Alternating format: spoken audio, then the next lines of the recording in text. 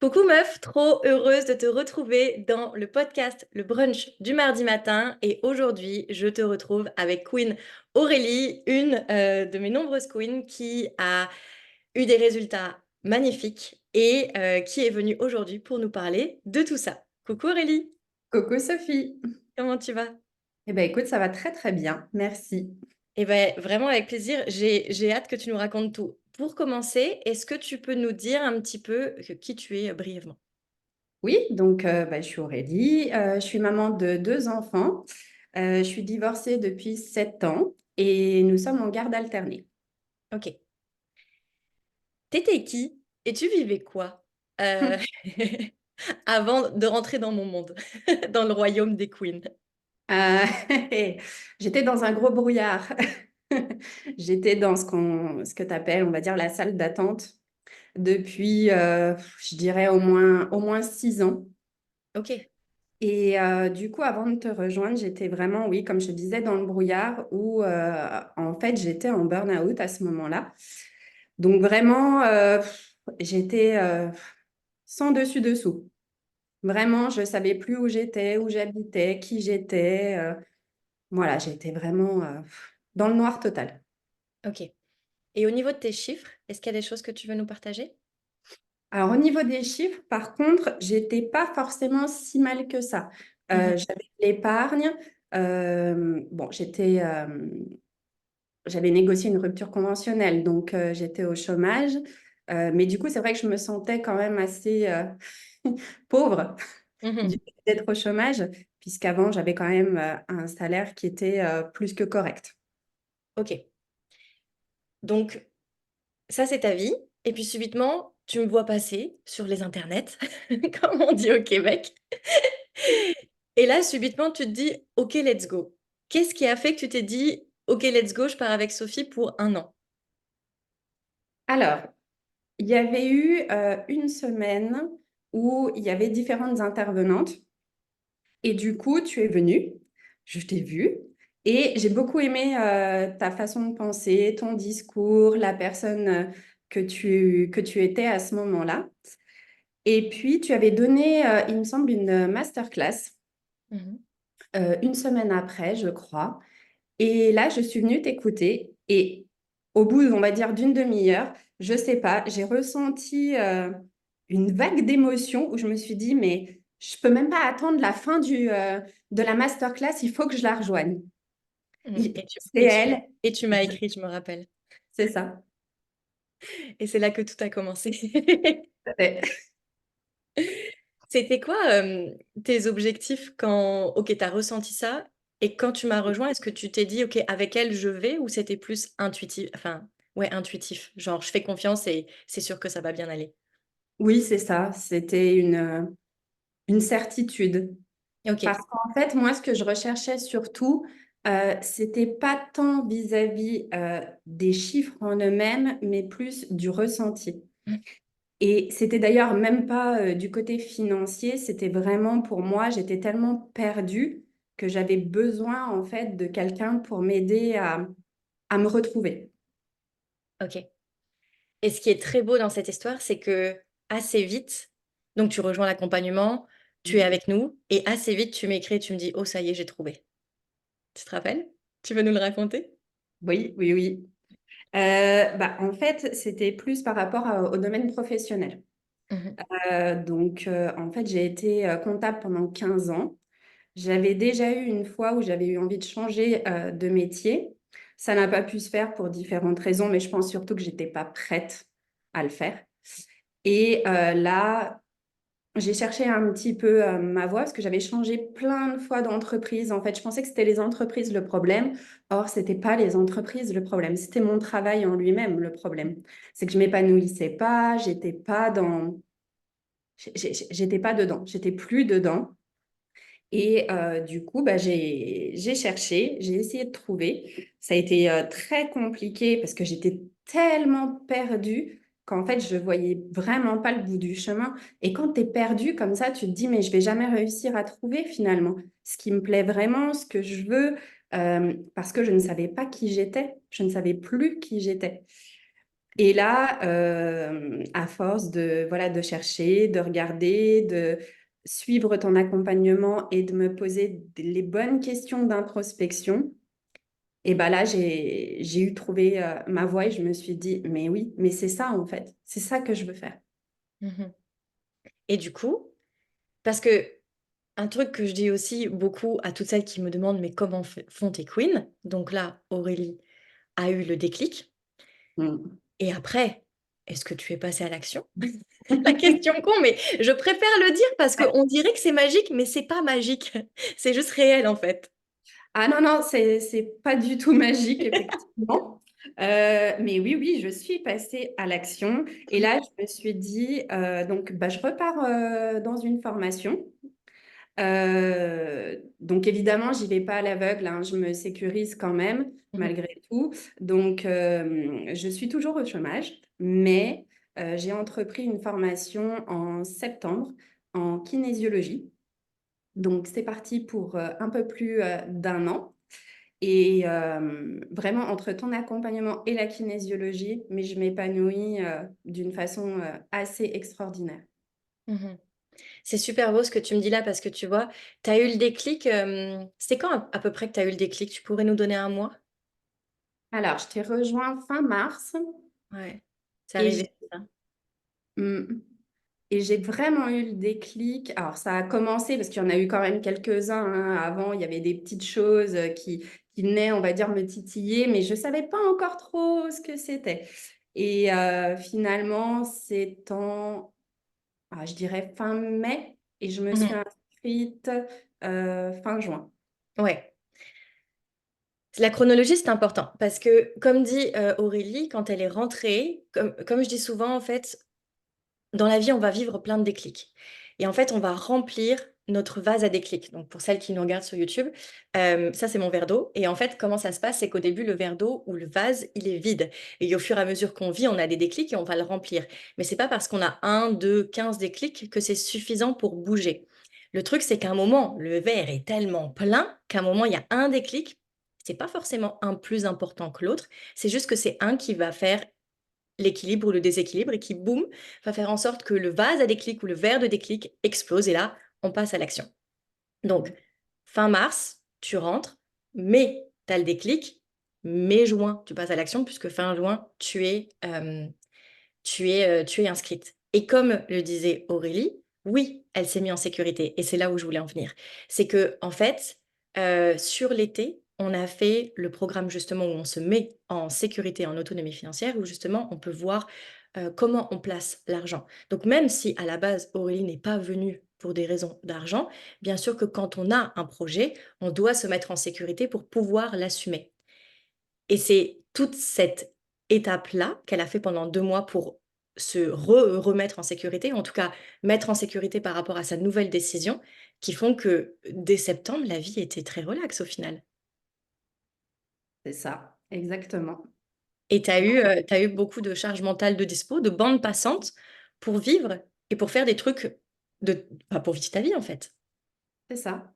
Parce que mon ressenti était solide, en fait. Ouais. Est-ce que tu veux nous parler du coup du côté perso, ce que tu as fait quand tu es partie, c'était à Madrid, hein, c'est ça? Oui, c'est ça. Et bah, en fait, il y avait plein de choses que je voulais faire dans ma vie et c'est vrai que je ne passais pas forcément bah, à l'action. Et j'avais toujours dit que je ferais un voyage solo. Mhm. Euh, je ne savais pas encore où, mais à l'étranger, ça c'était sûr.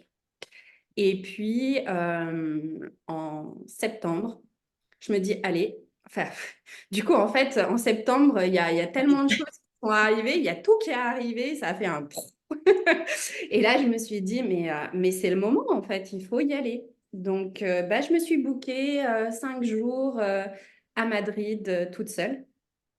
Et là, alors, je m'étais dit, j'avais dit dans le groupe des filles, je sais que ce voyage va m'apporter quelque chose. Je ne sais pas encore quoi, mais je sens qu'il va se passer quelque chose. Et finalement, au bout d'une semaine, je rentre et là, je me dis, bah non, il ne s'est rien passé. C'est quand même bizarre. Je suis d'imperméable. C'est J'ai eu ça. tout le déclic. Alors même si il s'est quand même passé quelque chose pendant mon voyage, j'ai reçu, on va dire, le lendemain de mon arrivée, une mauvaise nouvelle, mais du coup, je l'ai géré différemment cette fois. Mhm, C'est-à-dire qu'avant, j'aurais pu rentrer plus tôt. J'aurais pu me dire: «Ah, je vais pas profiter de mon voyage, ça va être, je vais y penser tout le temps, ça va pas aller, voilà encore quelque chose qui me tombe dessus alors que je fais quelque chose, pour moi» et finalement, en fait, pas du tout. Je me suis dit: «OK, je fais comme Sophie elle dit, je prends l'info, je la traite et puis ça va aller» et puis de toute façon, je pouvais rien faire sur le mhm. coup. Exactement. Donc après tout, pourquoi me gâcher moi, mon voyage, alors que clairement je peux rien y faire? Je verrai ça en rentrant. Alors Mhm. même si c'était quand même dans un petit coin de ma tête, mais j'ai quand même profité de mon voyage. Super. Voilà. Et du coup, là, tu nous as raconté en détail des anecdotes, d'ailleurs, merci pour ça. Tu dirais que c'est quoi les changements majeurs des, attendez, je fais compter, des 9 derniers mois, puisque là, on est en janvier 2024, Mmh. par rapport à mon accompagnement. Alors, avant, j'étais en colère tout le temps, contre moi, contre la vie, contre les autres et en fait, je me suis énormément apaisée. Hem, j'ai repris, on va dire, un peu le contrôle de moi-même. Mhm, Et surtout, c'est venu d'une façon assez spectaculaire. Je suis beaucoup plus stable, je dirais. Je sais ce que je veux, je sais comment je le veux, je sais où je vais et surtout, je prends les choses d'une manière, totalement différente, en fait. Avant, rien pouvait me déstabiliser et j'en faisais toujours toute une montagne. mhm, Aujourd'hui, ben, je prends l'info, OK, très bien, qu'est-ce que je peux faire? Donc, soit je le fais maintenant, soit je me dis: «Je peux pas le faire maintenant, je le ferai plus tard». Mais c'est hors de question que ça vienne me gâcher mes journées, en fait. mhm. C'est beau. C'est Et beau je et c'est sais précieux. C'est très pas, précieux ça. mais D'être, solide, financièrement, émotionnellement comme tu l'es devenu. mmh, C'est juste que du coup, tu peux vivre la vie. Tu es pas obligé de survivre et de souffrir, tu peux juste kiffer, en fait. mais c'est exactement ça. En fait, avant, j'étais vraiment en perpétuelle confrontation avec la vie et maintenant, plus du tout, en fait. Je me laisse porter, je fais des choses pour moi et surtout, je fais ce que j'ai toujours eu peur de faire Et alors? et c'est génial, en fait! Et en fait, je me rends compte qu'on se met des barrières, toutes seules et finalement, une fois qu'on les fait, on se dit: «Mais c'était que ça? Pourquoi tu t'en es empêché pendant tant de temps? Mmh. Pourquoi?» C'est très beau. C'est très beau et c'est très fort. Ouais. Ah oui, oui, oui. C'était quoi justement ça, si ça te dérange pas, on va développer un peu parce qu'il y en a plein qui me disent: «J'ai peur, blablabla». Et quand je dis blablabla, c'est pas du dénigrement, c'est juste: «J'ai Mmh. peur, blablabla, tellement d'autres peurs». C'est quoi, tu es pas obligé de nous donner un exemple concret si tu le souhaites pas, mais c'est quoi la ce que tu te disais ou la peur qui te paralysait le plus? C'est quoi ce que tu ressassais dans ta tête en fait, qui était ton frein? Hem, alors, il y en a plusieurs. La première, déjà, c'était je cherchais toujours la validation des autres, Ah ah. dans tout ce que je faisais, Mmh. tout le temps. Et je me rends compte aujourd'hui que maintenant je prends mes décisions pour moi. J'en parle à personne quand je prends mes décisions, mais après, j'en parle et là je me dis: «Ben», en fait, je le dis tellement aux gens d'une façon sûre de moi que les gens, en fait, viennent pas me titiller avec ça. Ils me Ouais. disent: «Ah, c'est bien, c'est cool», mais ils viennent pas trop avec, leur peur ou même s'ils viennent avec leur peur, je dis, «Bah, OK, très bien, c'est toi, c'est ta vision des choses, mais moi, c'est pas comme ça que je le vois et comme je le ressens». Ensuite, il y a eu une grosse, grosse, grosse partie et ça, on en avait discuté dès le premier rendez-vous, c'était ma situation amoureuse. Mmh. Où j'étais dans une relation où j'étais totalement perdue. Heu et je me rends compte que ça faisait finalement 3 ans que ça allait pas, mais je n'arrivais pas à quitter cette relation. Finalement, voilà, on s'est séparés même plusieurs fois encore pendant ton accompagnement. Et quand je suis rentrée de Madrid, c'est là où finalement j'ai eu en fait le déclic, le fameux énorme déclic. Et là, je me suis dit, mais en fait, cette relation ne nous convient pas. Parce qu'il n'y Mhm. avait pas que moi au final dans l'histoire, il y avait aussi l'autre personne. Et, euh, et vraiment, en fait, non, il y avait trop de choses qui fonctionnaient pas. On n'était pas nous-mêmes, on n'arrivait pas à avoir une vision commune de l'avenir. Et je pense que pour le bonheur de chacun, il vaut mieux des fois savoir se séparer pour trouver qui on est dans une relation amoureuse, qui on est, ce que l'on veut, pouvoir voilà, trouver la personne qui nous correspond vraiment.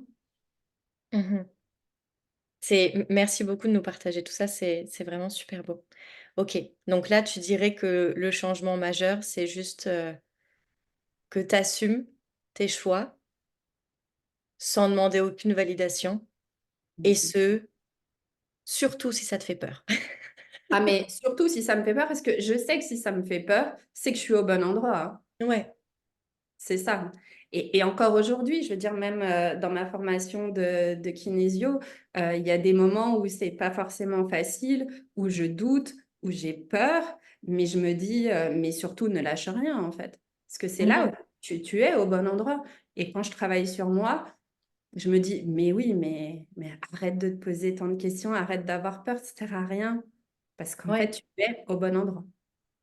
C'est super ce que tu nous dis là parce que ça me permet de rebondir à toutes celles qui me disent j'ai peur donc je devrais pas le faire. Mesdames, justement, quand vous avez peur, faut le faire. Alors, je vais nuancer ce que je veux dire. Évidemment, si vous êtes au bord de l'autoroute et que vous avez peur de la traverser, c'est bien. Ne traversez pas l'autoroute, comme ne prenez pas la ruelle sombre. Ça, on est d'accord. Il faut faire la différence entre la peur, qui est une réaction qui est censée nous protéger, et l'angoisse. L'angoisse, c'est quelque chose dans notre tête qui n'existe pas. C'est les scénarios parallèles qu'on se raconte qui font qu'on s'empêche de vivre une réalité réelle et qu'on est plutôt dans notre tête. Donc pour moi, ce que je dis souvent aux filles, c'est que l'angoisse, c'est le monstre sous le lit. Donc tu vas changer toute ta vie par rapport au monstre sous le lit. Donc exemple, tu vas te coucher, tu penses qu'il y a un monstre sous le lit, mais tu te lèves pas de toute la nuit alors que tu as envie d'aller aux toilettes. Du coup, tu te lèves le matin, tu as mal dormi, tu as mal au ventre, il n'y a rien qui va. Tu as ajusté toute ta vie sur un élément faux qui n'existe pas et qui après te fait vivre une vie de merde, en fait. Ça, c'est l'angoisse. Donc, je vous fais confiance, mesdames, celles qui nous écoutent, pour bien différencier la peur, réaction qui vous protège, de l'angoisse. Et dans les faits, aujourd'hui, c'est très, très, très, très rare qu'on ait peur. Moi, je me rappelle la dernière fois là que j'ai eu peur, j'étais sur mes skis, j'ai failli tomber. Bon, là, clairement, oui, j'ai eu peur de me casser la gueule. Là, c'est de la peur, c'est pas de l'angoisse, parce que j'ai failli tomber. Mais tout le reste de l'année 2023, si j'y repense, il n'y a pas eu beaucoup de peur. Il y en a eu une ou deux. Le problème, c'est que quand on a peur versus quand on est angoissé, c'est la même réaction qui traverse notre corps. C'est pour ça qu'on a du mal à la comprendre. Vous voyez la réaction où, bah, par exemple, si je reprends mon exemple au ski où j'ai failli tomber, c'est la même réaction que quand je lis un mail qui me fait stresser. Oh mon Dieu! Et qui me fait penser à un truc. C'est la même chose qui traverse notre corps, bien souvent. C'est pour ça que c'est difficile de faire la différence. Donc là, pour reprendre mon chemin de pensée, c'est vraiment ça, c'est que quand on est angoissé de faire quelque chose et qu'on sait très bien que si on le fait, il y a moyen qu'il y ait quelque chose d'extraordinaire derrière, c'est bien souvent qu'il faut le faire. Et là, ce que ça demande évidemment, c'est de se mettre en sécurité avant, tant financière que émotionnelle, en autonomie financière et émotionnelle aussi. Comme ça, vous pourrez faire la chose comme le fait Aurélie, de la meilleure manière possible. Et vous, parce que en fait, quand vous ne faites pas cette chose, vous vous dites: «Oui, mais de toute façon, je vais pas y arriver». Ça, c'est juste ce que vous vous dites pour que votre petit cœur, il s'apaise, en fait. Ça sert à rien. Mettez-vous en sécurité financière et émotionnelle, mettez-vous en autonomie sécuritaire, financière et émotionnelle et ensuite, vous aurez le choix de vivre les choses ou non. Mais ce ne sera pas une excuse bidon qui va juste apaiser votre petit cœur. Si tu as suffisamment d'argent, d'énergie et de temps et de confiance pour le faire, quand la chose arrive, beh, tu peux décider de le faire ou non. Mais par choix, pas par défaut. Pas parce que tu as pas l'argent, pas parce que tu as pas de temps, pas parce que tu as pas d'énergie, pas parce que tu as pas confiance. Et alors tu te dis: «Non, je le fais pas, de toute façon ça marchera pas». Non, ça c'est ce que tu te dis pour te faire du bien, mais c'est pas vrai. Donc vraiment merci Aurélie, de nous avoir partagé ça parce que ça c'est un gros morceau, que j'arrête pas de recevoir par message: «Oui, mais j'ai peur». Mais c'est bien que tu peur, meuf. T'as pas peur, t'es angoissée de toute façon et ça, c'est bien, c'est bon signe. Tu n'es pas angoissée devant Netflix quand t'es dans ton pige, en train de vivre ta vie normale. T'es pas angoissée dans ton quotidien. T'es angoissée quand c'est nouveau, quand tu l'as jamais fait, parce que tu l'as jamais fait. Je ne Donc peux comment que tu te valider. Parfait. Donc, comment tu te sens maintenant par rapport à, j'allais dire à 2024, mais à toutes les années que tu as devant toi avec cette nouvelle, version de toi? Ah, je sens que je suis juste à mon premier palier. Je sens qu'il y a Mmh. encore tellement de choses à venir qui vont être extraordinaires. Limite, tu sais, j'ai envie d'accélérer le temps pour y aller, mais je sais qu'il y a il y a des étapes. Il y a plein de choses à traverser avant d'arriver au point final. Et encore, il n'y aura jamais de point final en fait. Mmh. Il y a il y a toujours à faire, il y a toujours à vivre. J'ai plein de projets, j'ai plein de choses qui me font terriblement peur. Mais où je me dis, mais oui, mais en fait, mais c'est génial, c'est excitant, voilà. Et j'ai vraiment hâte de voir ce que la vie me réserve parce que je sais que ça va être que des bonnes choses. Même Mmh. si des fois, voilà, il y a des retours de vagues, hein, évidemment, mais je les prends vraiment d'une manière beaucoup plus sereine et détendue. Ouais. Je veux dire, la vie, elle n'est pas linéaire, hein, et on va jamais, c'est jamais comme ça. Ça va jamais tout vers le haut, c'est pas lisse, hein, c'est vraiment des hauts, des bas, des hauts, des bas. Euh, mais comme tu dis souvent, c'est qui tu es quand tu es dans le bas. Mmh. Et je me rends compte qu'aujourd'hui, je suis totalement différente en fait. Je gère Ouais. plus les choses de la même manière. C'est génial tout ce que tu dis parce que c'est plein de choses que je veux dire et que j'ai pas pris le temps de dire en podcast. Quand Aurélie parle de retour de vague, je vous dis un petit morceau. C'est super facile de dire qu'on va être extraordinaire quand tout va bien. Quand tout va bien, c'est facile. Ça va bien dans ton couple, ça va bien avec tes amis, avec tes enfants, au travail, avec ton argent, avec ta famille. Tout va bien. Bien sûr que tu vas dire, bah oui, c'est facile d'être extraordinaire. Mais qui tu es quand ça va moins bien dans ta famille, dans ton couple, dans ta carrière, dans ton argent? Qui tu es quand tu as un méga imprévu? Est-ce que tu assumes les choses que tu as dites quand ça allait bien et tu continues à les faire et à gérer ta vie pour continuer à avancer? Ou est-ce que tu dis: «Non, c'est trop difficile, j'arrête parce que c'est plus facile quand c'est facile»? Et c'est pour ça qu'il y a la plupart des gens qui disent: «Ça marche pas», mais c'est pas vrai, ça marche. C'est juste que la vie, l'univers, Dieu, comme tu veux, t'envoie un test. Si tu as dit que tu voulais être extraordinaire, il faut que tu sois capable d'être extraordinaire. Il faut que tu aies suffisamment de force pour l'être. Donc la vie teste et c'est comment tu vas répondre qui va déterminer la suite des opérations. Donc en fait, le secret, c'est juste rappelle-toi ce que tu veux, dans le creux de la vague, fais ce qu'il faut et continue. C'est juste ça. J'ai un exemple d'ailleurs par rapport à ça.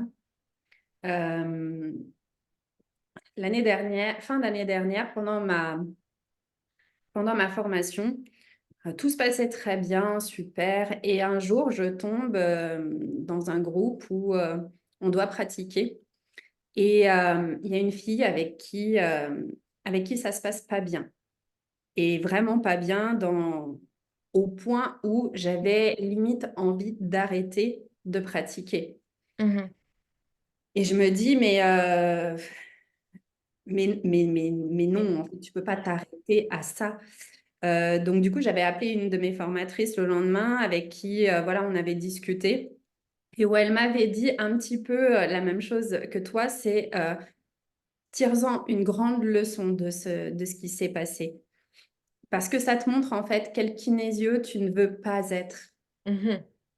et ce que toi, tu veux être. Donc, du coup, repratique, va de l'avant et tu verras que ça ira beaucoup mieux. Quelques jours après, j'avais une séance chez moi Et j'étais à la limite de dire non, je la fais pas parce que justement, j'avais peur. Et finalement, je l'ai faite, cette séance. Et elle m'a apporté une confiance en moi, mais impressionnante. Et depuis, eh ben, je ne fais que m'améliorer, on va dire, dans ma pratique. Et ça m'a vraiment redonné confiance en moi.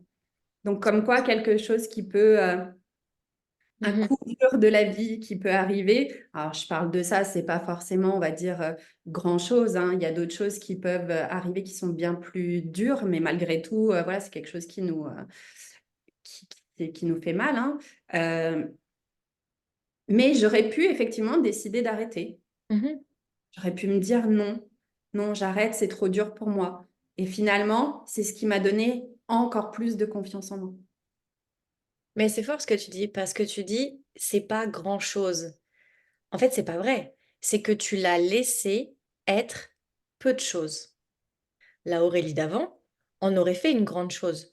Je veux dire, on est combien là parmi nous? Et mesdames, si vous vous reconnaissez, dites-le moi en commentaire. Mais on est combien parmi nous à avoir vécu une interaction avec une personne qui a tout changé, que ce soit en positif ou en négatif? Et je prends le négatif parce que moi, j'ai été cette personne pendant longtemps à ne pas forcément assumer mes choix ou à les assumer 2 secondes. Et subitement, il y avait quelque chose qui venait me contracter et je me disais, ah bah non, j'ai pas réussi parce que elle ou il, blablabla. Bla, bla, bla, bla. Non, c'est pas que j'ai pas réussi parce que elle ou il, blablabla. Ça, c'est ce que je me raconte pour apaiser mon petit cœur parce que la vraie vérité, elle est trop douloureuse. La vraie vérité, c'est que j'ai pas assumé. C'est tout.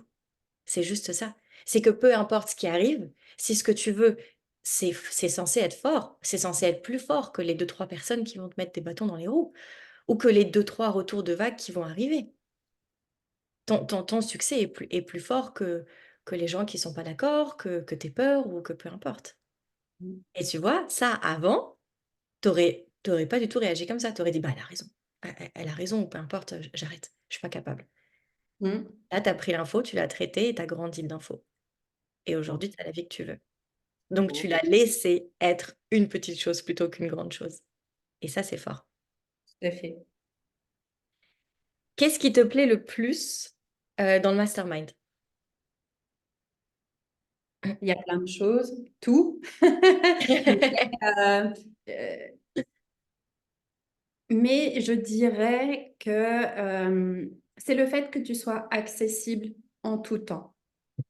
Euh, c'est-à-dire que on va partager sur le groupe avec les filles, tout ça, mais c'est vrai qu'il y a des fois des choses où je préfère en discuter en aparté avec toi. Et c'est vrai que je sais qu'à n'importe quel moment, en fait, je peux t'envoyer un vocal ou un message et que tu vas vraiment répondre à ma problématique du moment. Donc, c'est vraiment le fait que tu sois accessible tout le temps. Non, ouais. Et moi, j'adore ça aussi. Tu vois, alors, je sais pas si c'est quelque chose que je pourrais continuer à faire si on est 1 million. Je pense que je m'arrêterai bien avant parce que j'ai envie de vous connaître toutes individuellement. Mais quand je dis que j'aime les gens, c'est vraiment vrai. C'est pas juste pour faire bien. C'est que vraiment, je vous ai toutes en individuel au moins une fois. Donc, je me sens connectée à vous, je connais votre vie, je prends des notes sur les choses que vous voulez. C'est vrai que je peux pas me souvenir de tout dans la seconde, mais très souvent, quand Aurélie m'envoie un message, je me dis: «Ah bah oui, elle m'en a parlé» et du coup, je vérifie par rapport à son plan d'action où est-ce qu'elle en est. Comme tout est noté, nickel et c'est vrai que pour moi, je trouve ça, en fait, je trouve ça comme une évidence que de vous avoir et en groupe et de temps en temps dans nos séances individuelles pour justement m'assurer bah, que vous êtes dans la bonne direction et que en tant qu'humaine, vous vivez la vie, au mieux, en fait. Bon, les déclics, tu en as eu plusieurs, donc ça, c'est parfait. Est-ce que tu as une phrase ou un groupement de mots qui pourrait, résumer l'impact qu'a eu, le mastermind sur toi? J'en ai un et qui est assez drôle d'ailleurs parce que c'est le premier qui m'est venu quand tu m'as posé la question. C'est une renaissance. Oh. Et c'est drôle parce que c'est le titre de la prochaine Mmh. masterclass. Donc vraiment, ouais, c'est ça, c'est une renaissance. Mm. Trop beau. Pour celles qui nous écoutent là avant le 22 janvier, il y a une masterclass gratuite ouverte à toutes, qui sera le 22 janvier à 20h30. Vous pouvez vous inscrire, il y a le lien, dans ma bio Instagram, à peu près partout. C'est trop beau et ça tombe vraiment bien. Et puis ma dernière question, c'est qu'est-ce que tu dirais à une femme, qui hésite à me rejoindre? Oups. Mmh. Bah, je lui dirais que si elle a peur de te rejoindre, c'est qu'elle est vraiment au bon endroit et qu'il faut qu'elle y aille surtout, hem, parce qu'elle sait pas ce qui va se passer demain et Mmh. vraiment ça apporte, tu en fait, là, je me rends compte qu'on a très, très peu parlé des, finances, mais beaucoup de mes ressentis. Mmh. Et même si le programme, est quand même basé sur l'argent, moi, il m'a sécurisée dans toutes les sphères de ma vie. Tant au niveau financier, alors que pourtant, je veux dire, j'en suis, limite au même point, mais mon ressenti est totalement différent. Mmh. Même par rapport à mon argent, mais surtout, il est différent dans ma vie. Il a changé ma vie. Ouais. Oui, c'est ça. En fait, c'est pour ça que je te pose pas de questions de chiffres parce que c'était même pas pour cette raison-là que tu es rentrée, dans le mastermind. Tu es rentrée pour vraiment juste du ressenti et de l'émotionnel et c'est ça que je trouve intéressant, mesdames, pour toutes celles qui me disent: «Oui, il faut juste être, à la cave pour rentrer dans ton accompagnement». Absolument pas. Absolument pas. J'ai des femmes qui gagnent même pas le SMIC, j'ai des femmes qui gagnent 400-500 par mois, j'ai des femmes qui gagnent 5 000, 10 000, j'ai des femmes sans patrimoine, j'ai des femmes avec des patrimoines énormes, heu il y en a des femmes célibataires, il y a des femmes en couple, il y a des femmes avec des enfants, il y a des femmes sans enfants, il y a de tout. Il y a toutes les salles, toutes les ambiances. Ce que là, je trouve vraiment intéressant, Aurélie, c'est pour ça que je trouve ça cool qu'on se parle, c'est que comme tu l'as dit, toi, tu voulais juste te sentir bien, assumer tes décisions et te sentir riche à tous les niveaux. Mmh. Donc ma question au bout de 9 mois, est-ce que pour l'instant, c'est bon? Ah bah, le job est fait là, hein. Clairement, là, c'est et surtout, on me le dit. Mon Mmh. entourage me le dit, que j'ai évolué dans le bon sens Ouais. et que je suis moi, mais en mieux. Mais ça, tu vois, c'est souvent un signe parce que évidemment, on fait les choses pour nous. Mais lorsqu'on les fait pour nous, on les entend, on les comprend, on les intègre et après on les incarne, qui est le quatrième niveau de compréhension, on rayonne ce qu'on est et donc ça se voit et le fait qu'on nous le dise, c'est comme la confirmation qu'on est vraiment à la quatrième étape, que c'est tellement fort qu'on incarne toutes celles qu'on a dit qu'on serait. Oui, Écoute, sur ces belles paroles, moi je propose qu'on arrête là. C'est un très beau mot de la fin. un très, très beau mot de la fin. Et tu veux ajouter quelque chose ou c'est bon?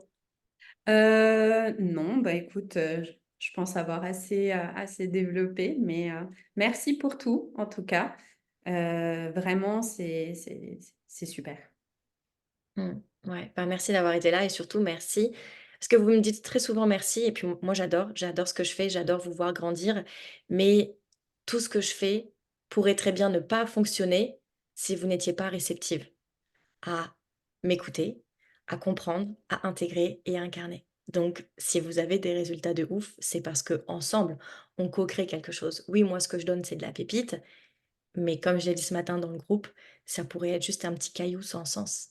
Mais vous en faites une réelle pépite précieuse parce que vous savez la réceptionner, la comprendre, l'intégrer et l'incarner.